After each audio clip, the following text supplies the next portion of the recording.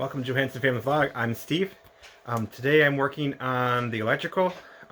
It's all 12 volt here in the cabin, except for I have the fridge over here running off of the inverter that's way up by the solar panels.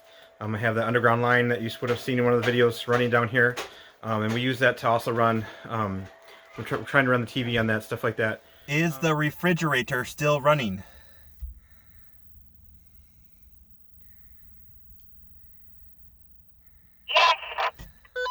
Okay, turn on the power strip to charge the batteries upstairs.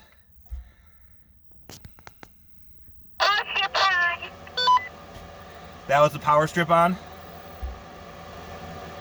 Yep. Okay, now turn on the TV.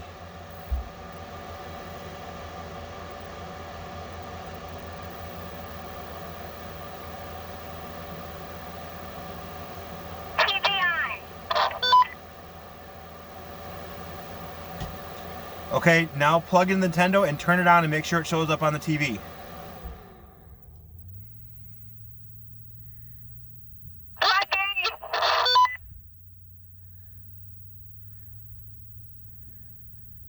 But we use the 12 volt battery to run the lights and the water pump, and then one little inverter for some other little things. And here's one of the batteries I have. I have two batteries in the cabin here.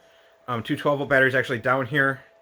This one right here, you can see the solar charger up there. It's just hooked up to that little 5-watt solar panel I have, and obviously that's not enough to keep it going. It's actually, if it was just lights, if it was just these 12 volt, LED lights for the camper, that might be enough. But we're also trying to run the water pump off that one, and so it's just not keeping up. So right now I'm actually charging it. This is just that 12 volt power supply I have, and it's putting a charge back on it. It had gone really dull, and I'm trying to get it powered back up. And then I have a second battery actually up there in the loft, and one of my things I want to do is to rerun all the wiring so that the two batteries are together, so that if I do have to charge them, I only have to charge I can charge them together. I don't have to charge them separately. It's just, I'm going to be working today on moving the batteries around. So part of what I need to do is to rerun some light switches and place some more of these lights in the places they need to end up. This one right here is, I just have running on like an orange power cord. There you can see it. I don't want to run everything on that.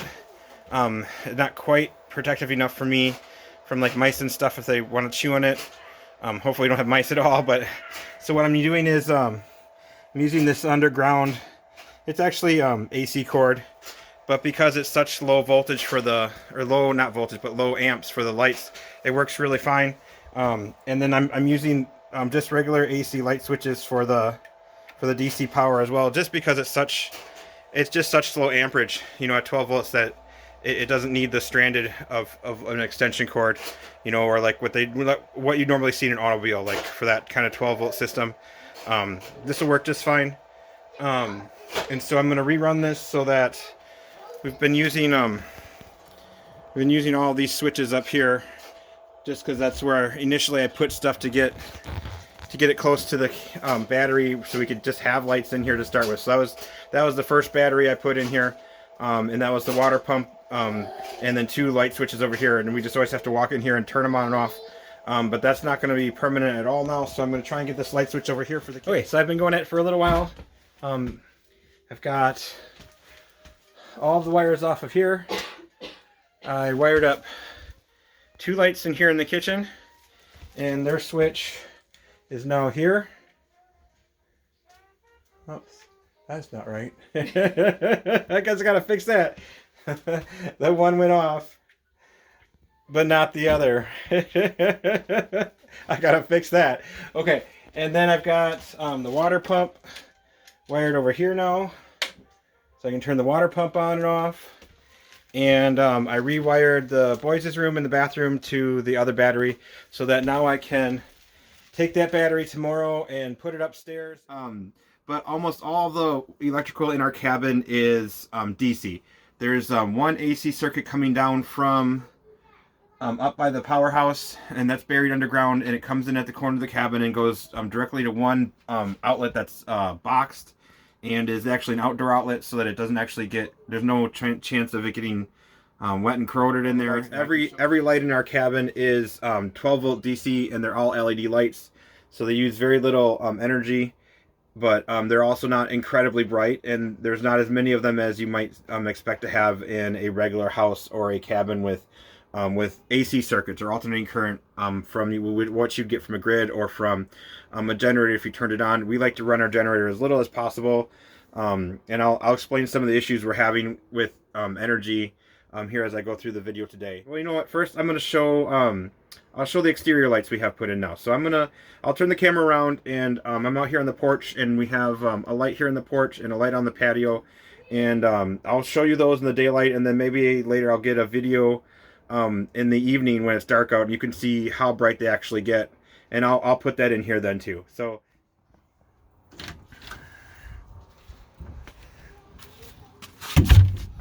okay, so there is the exterior light on the patio.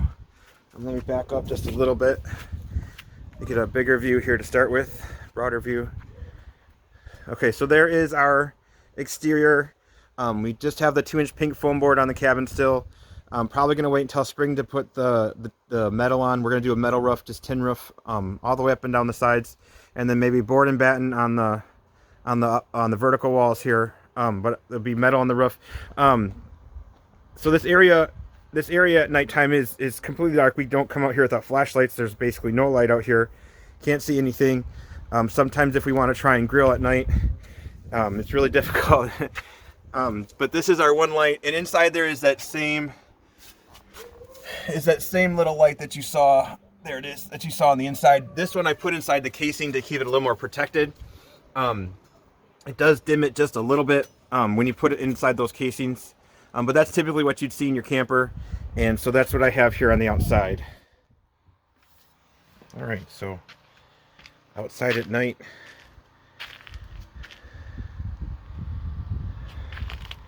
and there's our one light we have installed now. Does a pretty good job. I'll back up here. It's like 10 o'clock at night. If I just go over here, I mean, you can't see anything next to the house or off to the other side. There's the tractor over there. But it does a really good job of lighting up this area. This is our patio outside. So if someone were to ever come after it's dark out, we could turn on the outside light and see who it is. Just back up. Hit it kind of underneath the eave there, so that we do have one neighbor up the hill that doesn't like lights on at night. So I thought if I hit it underneath that eave, then there'd be no way. I mean, you can see over there, there's, you know, the shadow stops, and the light doesn't go anywhere past that. But kind of nice to be out here at night and be able to see if we need to. Let me go flip it on. I also put in a porch light. I'm in the porch now, you can't see anything. I'll go flip that light on. You'll see the difference. Here we go. I'm going to flip it now. There you go. So got that light in here. I'll shut the door here. So you can see really good in the porch now. There's our pile of wood.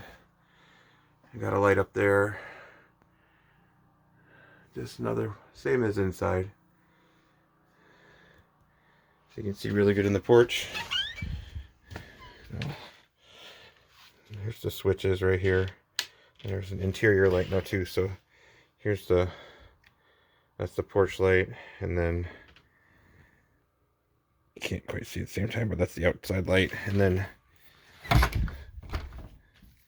we've got a entryway light now too on the inside up there. So if we come home and it's dark, you know, we just reach in and flip all these on at once, and we'll get all the outside lights, you know. And then okay, here we are in the dining room area of our cabin, and like Steve said, the lights that in here, we have these lights up here. There's just 2 more of them that are operated on a switch. right here, so we can turn that light on and off. And that's plenty for us. I can read by this light. I think patients can too, but and we got them specifically on one side of the beams here, so that the light only goes one direction. So if we're sitting in the kitchen or sitting in the dining room and these lights are on, it's dark over there. And if we have the dining room lights on and these lights are off, it's dark over here. The lights don't shine opposite directions, so that works out really well. We have 2 lights in the dining room area on this side of the beam, so that it lights this side of the cabin when we're over here. And those are both on one switch, just like the living room is. So we can just have this light on if we're in this area, or that light on if we're in that area. Okay, I want to also show you what the natural light looks like coming in on this side of the cabin. We have a window way up in the peak, and then a smaller window here by the front door. So I'll turn the lights off so you can get an idea of how much light actually comes in. It is a cloudy day today. We're actually getting a few flurries, but cloudy, and so this is how much light comes in. When it's sunny, partly sunny or even full sun, we get quite a bit of light. We don't even need any lights on. We've done school at times at the table with the lights off, because there's just enough light coming in from just even that one little window. So it's nice to have the option of the lights on or the natural light.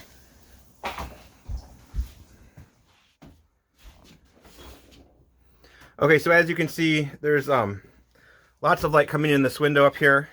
In the morning, there's actually lots of light that would be our east window over there. But if you get off to the side, you know, it gets really hard to start seeing stuff. And so we do have one light switch in here. This is where I try to do my work for school. And we have another light right here. It just humps a little bit, puts some light on my face. This outlet right here is actually, leave the light on, there we go. That outlet is actually connected to an inverter, a little inverter that I'll show you in a minute. So that's rarely ever on. And then let me actually get some more light here going. Okay, so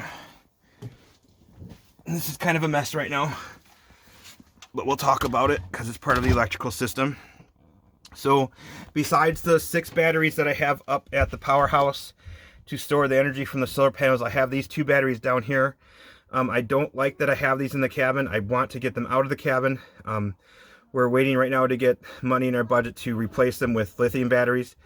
Technically these are semi-sealed, but they can still vent. So I watch them very closely. I make sure that I don't put the voltage over a certain amount, because that's when you start making the hydrogen gas. But these are still a little bit acidic, like some acid fumes can come out if it ever does vent the hydrogen gas, or Brown's gas, whatever you want to call it. But I don't like that these are in here, but right now I don't feel like I have another way to do it that I am comfortable with or that we can afford. So these are 2 12-volt batteries hooked in parallel. So it's still just 12 volts. I have just a power supply there that I can charge them with. I actually have them hooked up to a 100-watt solar panel on the roof, but in the middle of the winter, this side of the roof, so it's actually to my right here on the outside, so the solar panel's out there. It actually doesn't get any direct sunlight all day long. And then I actually also have it hooked up to a windmill, and that's the charger underneath there. And the windmill's not doing anything either. So it's either I bought the wrong one, or it's just not big enough or I don't have the right wire to get all the way down here, but it's not working. So I'm trying to get a solution to that by running solar panels down here differently. But for now, here is where all of the wires come. So every light switch that we've seen so far comes to this battery bank, and they all go through this fuse right here. So every DC circuit in this cabin is on this fuse right here, so that if anything ever got shorted, it would blow that fuse instead of getting hot and starting the camper on fire. I mean the cabin on fire. The only line that is not on that fuse would be the ones coming down from the charger right here. Those are not on that fuse. I'm not sure if that charge controller has its own fuse, but we will be taking care of that as well. I don't like the idea of there not being DC wires as fused. So everything in here is fused. Here is my positive, here's my negative over there, and then I have the 2 connected The two batteries connected. But otherwise everything is on this fuse right here.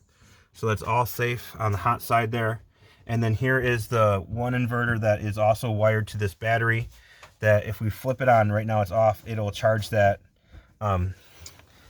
receptacle over there by the computer, so we can charge the computer or hook up the cell booster if we need to, so I can do class.